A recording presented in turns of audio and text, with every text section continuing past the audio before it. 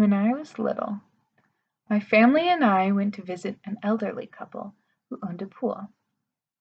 I was so excited, I even wore my swimsuit under my clothes. We got there, and they already had hamburgers on the grill. I was ready to skip dinner entirely when I saw the pool, but my mother insisted, and I complied because the burger smelled good. Even as we ate on their porch, the only thing I could think about was the pool. I could see it from where I sat and ate as fast as I could. I was determined to do what needed to be done to get to that pool. I finished and was ready to run over and jump in when the elderly woman who owned the pool stopped me in my tracks. She said, "You have to wait for 30 minutes after eating to swim or you'll be sick." I stared at that pool for 30 minutes in absolute misery. My name is Kat Berry. I learned to swim 12 years ago. I have been swimming competitively for about 5 years now, was the captain of my high school swim team, have taken a myriad of swimmer safety courses, and have been a lifeguard for 2 years. Now, I have had to sit on the side of the pool to let my food digest quite a few times, but as a lifeguard, I regularly see kids sitting on the side of the pool, with the parents timing the children so that they wait an adequate amount of time for their food to settle. But is this a necessary hassle? I look to the experts who have published articles on whether or not to wait. There are a few things to consider. The idea of waiting for food to settle is a valid argument, but according to the experts, like the American Red Cross Scientific Advisory Council, who published an article in 2011, the only scenario where someone would have to wait is if they are uncomfortably full. If a person does not have a visibly distended stomach or is not experiencing discomfort, they're okay to get in the pool. Now, if someone is doing an extremely strenuous workout, for example, an Olympic athlete or a competitive swimmer, they need to practice a bit more caution than someone who is just splashing around in the pool. But even then, unless they feel uncomfortable or like they might vomit, they're fine to swim. Another consideration is if the person getting in the pool is prone to vomiting.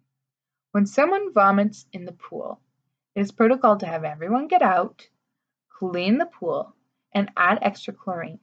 So it will be at least 30 minutes before the chlorine activates and anyone can get back in the pool. This is very inconvenient for patrons and lifeguards alike, but it's not dangerous, just insanitary and unpleasant.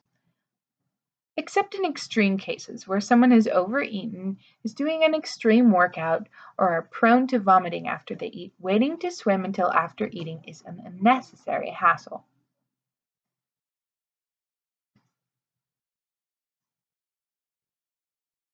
Children who are made to sit on the side of the pool until their 30-minute mark are likely asking every 2 minutes whether it's time to get in yet.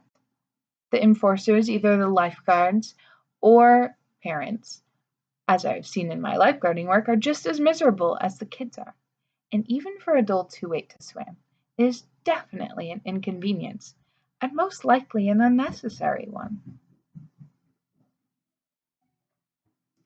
So as a child, sitting on the side of the pool and wishing I could be in it, it would have been much easier for both my parents and I if I had not been made to wait. An adult can self-diagnose if they are uncomfortable, or if they are likely to vomit. With children, it is a little bit harder. But if you see a child experiencing discomfort due to overeating, or if a child has a distended belly, they should wait. And also, if a child is prone to vomiting, that should be addressed as well. Lifeguards will have the hardest job diagnosing other people. Obviously, it is impossible to know if someone has eaten before walking into the pool area. To some people, it might make sense simply to have everyone wait on the side of the pool for 30 minutes before getting in. The problem with this argument is that this is a large inconvenience for such a small concern. It is less inconvenient for everyone involved to clean up the occasional vomit than to have every patron wait. As a licensed lifeguard, I'm obligated to enforce waiting times if the parents ask me to, and keep an eye out for children and even adults who have noticeably distended bellies or are looking uncomfortable or sick, or if the facilities require that children sit out for a certain period. Otherwise, the only thing lifeguards can do is to be watchful of vomiting, especially young children who are more at risk. Another scenario where someone might not be able to swim is if they are drinking and swimming. It is commonly known that alcohol lowers inhibitions, dulls senses, and slows reaction times. So someone might be likely to do something that is against their better judgment under the influence. According to the JOSH Project, an organization dedicated to preventing drowning and water-related injuries, alcohol and swimming do not mix. So if you are doing one, you should definitely not be doing the other. So, while I was sitting on the side of the pool, the only reason I should be asked to sit out is if I was experiencing or expressing discomfort, which I was not, prone to vomiting, which I was also not,